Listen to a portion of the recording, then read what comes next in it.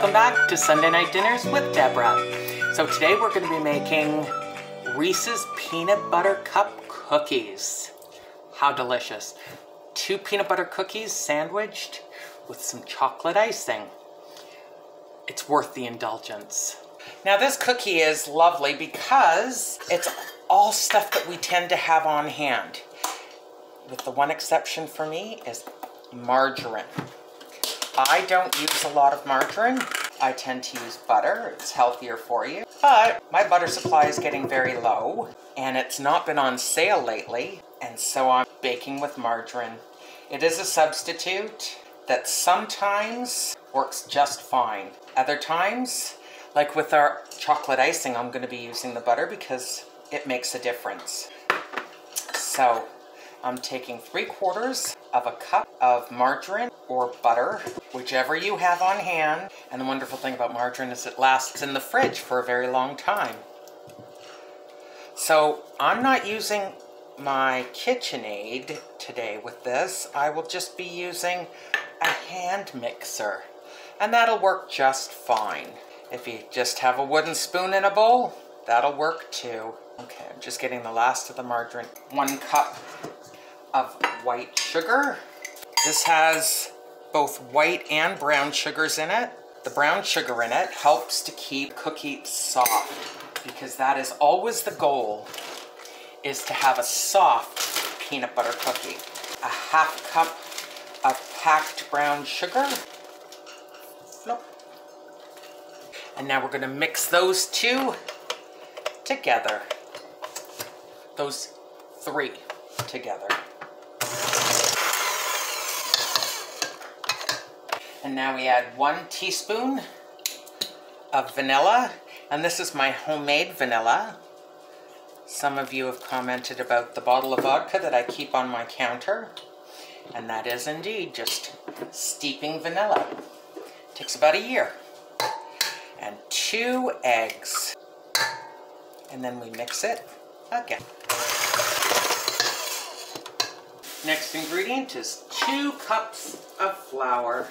As I said, these are all ingredients that we have on hand pretty much all the time. So you never have to have a special trip to the grocery store. Just if you want some cookies. 1 teaspoon of baking soda. Once more with the mixer.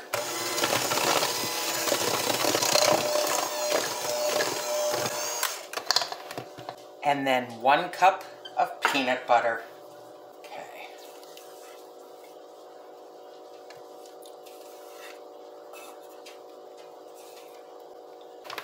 And 1 final mix.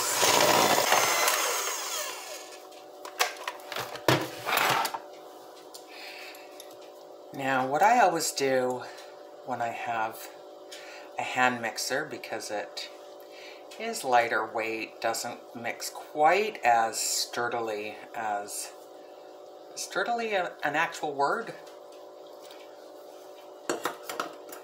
As the KitchenAid. I always go after, just with my spatula, scraping the bottom of the bowl to make sure, and the sides to make sure there's all the flour is incorporated. So. Because now is when you want to find it out, rather than as you're scooping up cookies. Now this goes into the refrigerator for ½ an hour, because you want it to firm up, or at least ½ an hour. You can have it in overnight if you want. You just want to wrap it up with some plastic wrap, or to lay a tea towel over it, just so that the air doesn't dry it out. And I'm pushing it all to the center. I'm taking it off the spatula because that's a few cookies worth.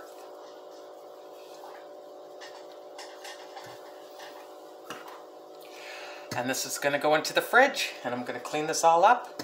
And while this is chilling in the fridge, we're going to make some chocolate icing. So now we're going to make the best chocolate icing I've ever encountered. It's a chocolate buttercream, and it's simple. You tend to always have the items on hand once you've bought one special ingredient. The only special ingredient is espresso powder. And anytime you bake chocolate, you should always add a little espresso powder. It doesn't taste like coffee in the chocolate item. It just really enhances the cocoa flavoring in whatever it is that you're making. It's also really good in, like, we're talking half a teaspoon in a pot of chili.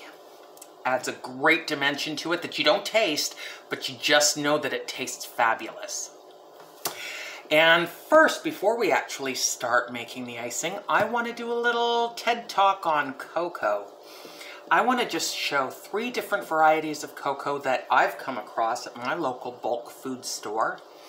And you probably would too if you just knew about it.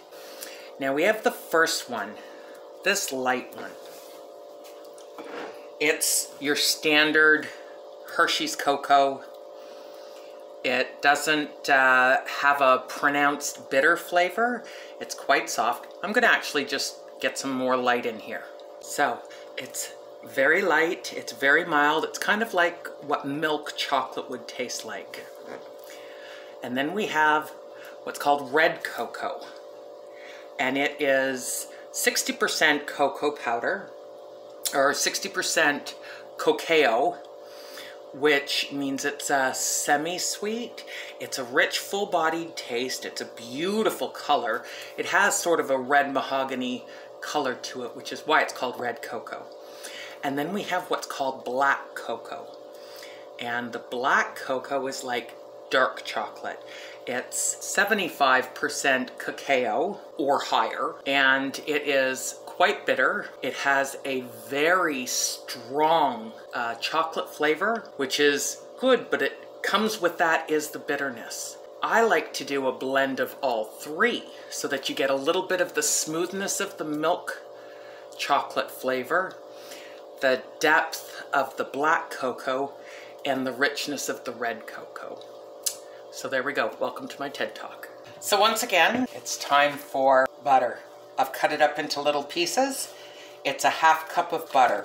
And yes, with this one, I'm choosing to use butter even though I'm getting really low on my supply because you can taste the difference. You use it where it counts. Now to this, I'm going to add 1/3 of a cup of cocoa, and I'm going to use my strainer to sift the cocoa onto it. I'm going to take this blend of 3 different cocos and add it to my cup. And now I'm not just going to pour straight, like lift up the jar and pour it into the measuring cup, because cocoa is quite messy. So I spoon it into my cup and try to make as little mess as possible. And now I'm just filling up with the red cocoa, since I have a little bit of the black and a little bit of the regular Hershey's cocoa. And then I'm just taking my spoon and just running it through the strainer, because we want a smooth icing. Beautiful. We need 1 2/3 cups of icing sugar. Now I'm making a fairly small batch of icing. This icing I developed for a chocolate cake and quite often I have a little bit of the icing left over and I freeze it, and that's what I use for sandwiching between the 2 peanut butter cookies. But I don't have any in my freezer at the moment, so I'm just making a small batch. And we're sifting this as well. Takes no time at all, but it's worth that 1 minute of effort to have a completely smooth frosting. Done. It's 2 tablespoons of milk, but if I were to pour this into my tablespoon, it would probably splash everywhere, so I'm just pouring it into, that's 1 tablespoon, 2 tablespoons. And if you haven't figured out by now, yes, I am in Canada because we have bagged milk. Now I need 1/8 of a teaspoon, so a tiny amount of this espresso powder. And this espresso powder, I bought probably, I would say about 4 years ago, and it's still up to there. Because you use such a small amount at a time, but it makes all the difference in the world. Now I'm adding 1 teaspoon of vanilla. Again, my homemade vanilla. And now, beaters. So what I'm doing is I am just going up and down so that some of the butter can kind of grab onto that sugar in hopes that it won't go flying everywhere. You know, they say you can put a paper plate with a line through it over top of your bowl, and I always think that's such an ingenious idea, and I never remembered to do it. So here goes.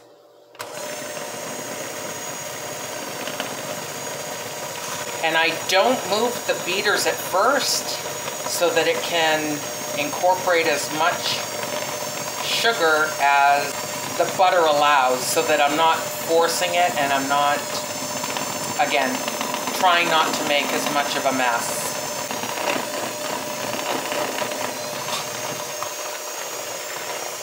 See, it's coming.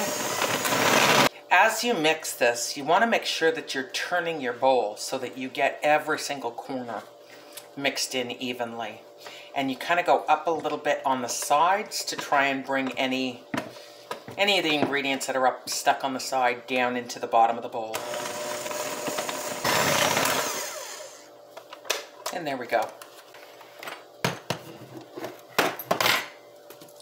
I have my spatula again to get all the nooks and crannies out.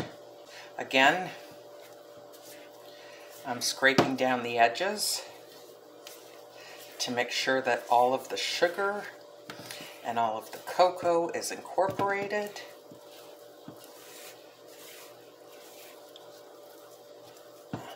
Perfect. And there we go. It's chocolatey and rich, but not overly sweet. It is perfect for our Reese's Peanut Butter Cup cookies. So it's been an hour. I got busy doing other things. So I'm going to take the cookie batter. Ooh. Perfect. Now I'm going to be using a scoop. Easiest thing ever. And this is my smallest scoop. It's 1 teaspoon. Parchment on my cookie sheets. And now I just scoop away. And because this is such a decadent cookie, because you have 2 cookies, chocolate icing sandwiched between the 2, you want them to be small.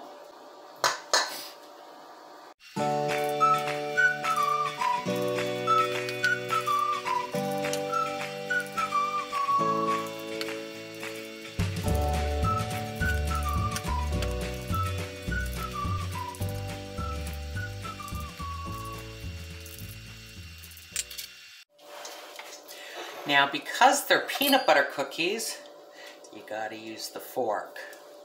So I take a small glass of water and dip the tines in, and then make the crosshatch.